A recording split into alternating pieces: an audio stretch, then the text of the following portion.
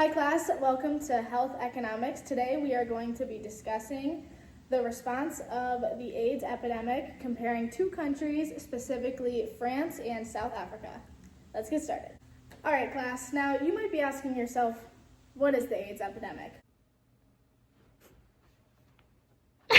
Well, the AIDS epidemic is a public health crisis that began in the 1980s, mostly from the spread of the HIV virus.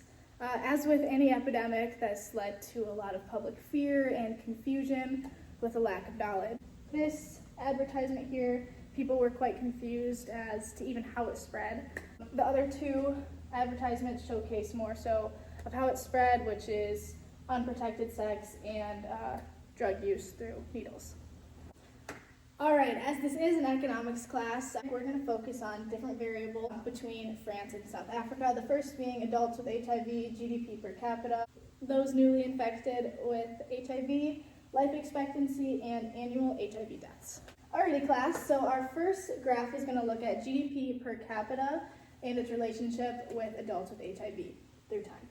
As we can see here, France's GDP is much higher than South Africa's from the beginning, and from there, you can see that South Africa's numbers skyrocket, whereas France's plateaus.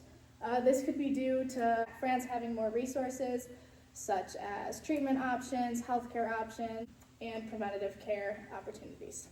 The next graph we're going to look at is GDP per capita and the relationship of newly HIV-infected patients. As we can see here, France clearly seemed to have conquered the issue from the get-go, and their number of new patients, we don't see a jump nearly at all. Whereas South Africa, theirs was much higher, and this could be due to a lack of treatment opportunities and preventative care, which leads to the spread of the HIV virus and makes it very difficult for South Africa to control the epidemic.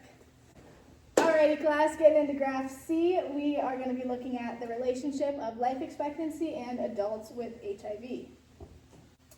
So as we can see here, France sees little to no change, if anything, an increase, and South Africa's is actually quite interesting. We see a major decrease from 93 to 2005, and then it picks back up. From 93 to 2005, we actually see a 12-year decline in life expectancy, while the number of HIV cases rise around 16%, which is a pretty interesting pattern and quite a large disparity between South Africa and France. All right, let's look at graph D. Alrighty class, let's get excited for our final graph of the day. We're gonna look at GDP per capita and annual HIV deaths.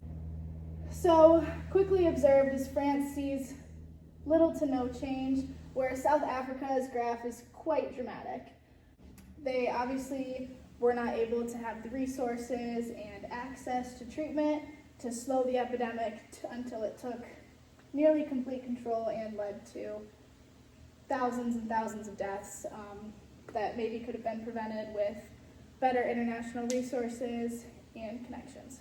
All right, class, we're nearly wrapped up with our lecture for the day. So as we can see throughout the four graphs, there are major differences between the statistics of France and South Africa in regards to the AIDS epidemic. A major factor in why France seemed to have more success in containing the epidemic is likely GDP per capita. Like I mentioned before, this represents access to healthcare, access to treatment, access to preventative care. With France having higher access and more availability to these things, it allowed them to prevent the spread of HIV. As you can see in this one, there are less newly infected patients. It is commonly understood that France is recognized as a country that did a good job at handling the epidemic, whereas South Africa is remembered as one of the countries that struggled with it. All four graphs I showed you guys seem to tell a similar story, and that is almost all for today. Do we have any questions? Yes, Ethan? Is there any other reason why France could have been more successful other than economic resources? Great question, Ethan. Thank you for bringing that up, actually. There are many alternative explanations for the patterns that we saw in the graphs.